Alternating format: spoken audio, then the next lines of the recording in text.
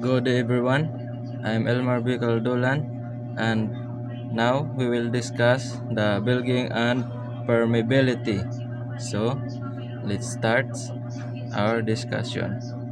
Our topic is bilging and permeability and their effects on ship stability. Bilging happens when a compartment below the waterline is damaged and seawater enter the ship. So, sa kuan pa na ito ay pagpasok ng tubig sa compartment dahil sa butas o damage.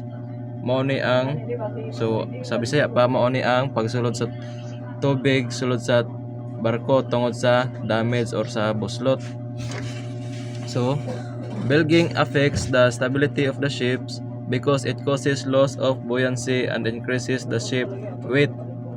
As more water enters, the vessel sinks deeper and miles or held to one side. So, tungod ato, delikado pod ang barko nya minusan pod ang iyang stability. So, humihina ang stability ng barko at mas natatagilid ito.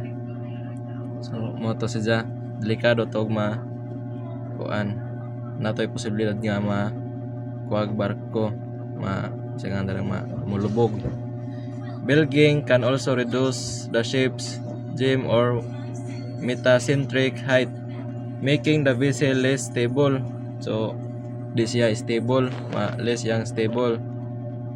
So, if loading continues, the ship may capsize or sink. Now, mo to siya ang bilging affects.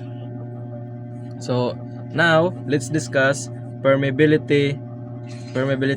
So, permeability is the percentage of empty space inside a compartment that can be occupied by water during flooding. So, sa kuan pa ito ay sukat kung gaano karaming tubig ang pwedeng pumasok sa isang compartment.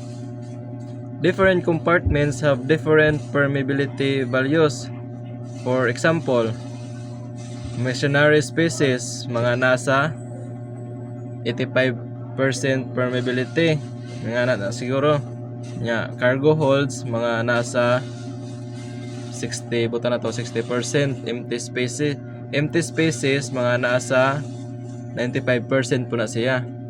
So, higher permeability means more water can enter the compartment, causing greater flooding and faster loss of stability. Kung mas daghan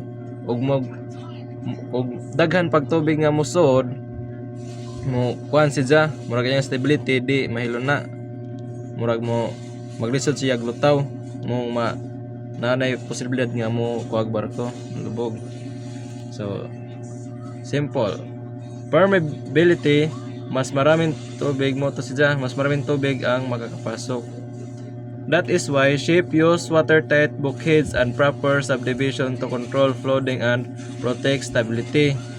Kay mabutangan mag watertight bulkheads, ang pagsud sa tubig di kayo mo lukop tanan, di kayo kasud ang tubig sa barko kay na may compartment na watertight bulkheads mo tay mo pugong sa tubig. Kay sirad-an po tong pultahan mo di kasulod ang tubig. So, ang conclusion ani, bilging and permeability greatly affect the stability of a ship. Bilging causes flooding and loss of buoyancy, while permeability determines how much water can enter compartment. So, moto ang kakuanan nilang duha. Moto'y murag bot pasabot. So, ang akong makuan, importante gyud ni para mapanatili ang safety o stability sa barko aron safety pod ang crew o ang ship. So, mura to kung na-discuss. Thank you.